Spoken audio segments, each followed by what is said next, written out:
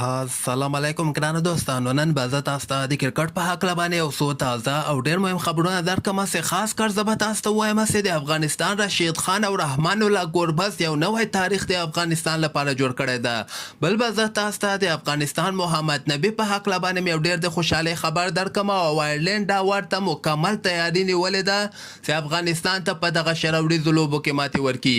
ویډیو تر اخره پورې وګورئ، په هر څه به تاسو پوهیږئ.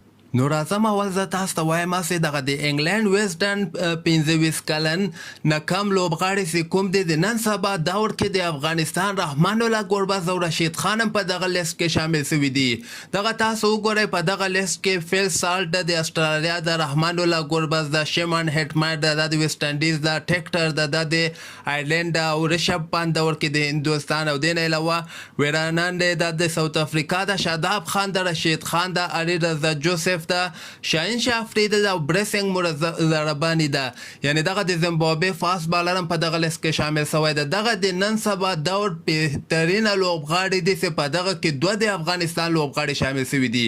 یعنی کوم لوبغاړي عمر 25 کلونه کمې ده د هغه لوبغاړي لیست ده چې نن سبا دور کې دغه ځوانان ډېر ښه ځلیږي او د انګلند یو قسم ریکارډ غوندې حسابېږي چې په دغه ویزډن ورته ویلل کېږي د یو قسم ریکارډ د یو کتاب د دوی په هغه کې د نن سبا دور کې دوه افغان لوبغاړي دي، دوه د پاکستان لوبغاړي دي او تاسو دغه نور لیست هم کتلی سئ. د هندوستان یو لوبغاړی ده، د ویسټ انډیز هم ورکې دوه لوبغاړي دي او د آیرلینډ هم ورکې یو ده، د زیمبابوې او د استرالیا هم ورکې یو لوبغاړی شامل شوی ده چې دغه یو د افغانستان لپاره یو ډېر ښه خبر ده.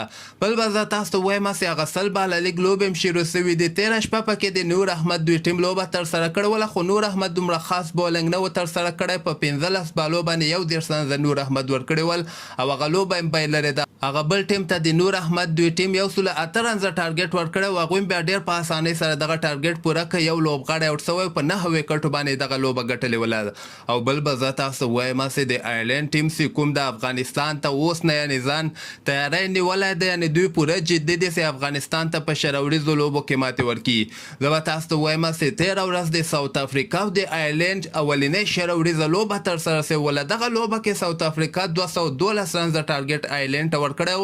آیرلینډ بیا 190 پورې دغه رنزونه رسولي. یعنې ساوث افریقا بالران که تاسو وګورئ ډېر تیز بالران دي، ډېر ښه بالران دي. د ساوث افریقا بالرانو خلاف دوی 190 رنزه کړي دي. دغه لوبه خو دوی خیر وبایلله په 21 رنزو باندې، خو آیرلینډ نن سبا ډېر ښه فورم کې د نیوزیلینډ سره هم ډېرې ښې لوبې ترسره کړلې. اوس پوره کوشش به کوي چې دوی افغانستان ته په شروریزو لوبو کې ماتې ورکړي او سبا ته یې دغه دویمه شروریزه لوبه هم د ساوث افریقا او د آیرلینډ مابین کې ترسره کیدونکې ده. د افغانستان په وخت باندې هغه لوبه بیا 10 بجې د شپې که خیر شروع کیږي.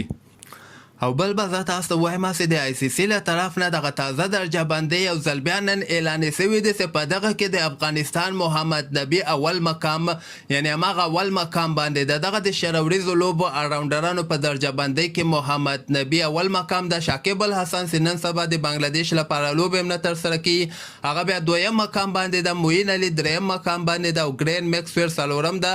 روحان مصطفی پنځم ده او دغه نور لیست هم تاسو در سره کتلی سئ چې دغه د افغانستان محمد نبی لپاره یو ډېر ښه خبر ده. او بل به زه تاسو ته وایم چې نن د شپږیزې دغه لوبې چې کومې دي د دغه فاینل لوبه هم ترسره شوې ده چې دغه لوبه بیا سپین غر په 6 رنزو باندې ګټلې ده. یعنې 109 رنزه ټارګټ یې د حشمت الله شهیدي دوی ټیم ته ورکړی و. په دغه لوبه کې بیا هغوی 102 پورې رنزونه رسولي د حشمت ټیم په 6 رنزو باندې سپین غر دغه فاینل لوبه ګټلې ده. سبا به که خیر د افغانستان لوبغاړي د آیرلینډ په طرف باندې روان سي، هلته به که خیر بیا نوین الحق او رشید خان به هم که خیر د افغانستان ملي ټیم سره یوځای کیږي. نو همدغسې تازه خبرو لپاره تاسو دغه چینل هم در سره سبسکرایب کولی سئ.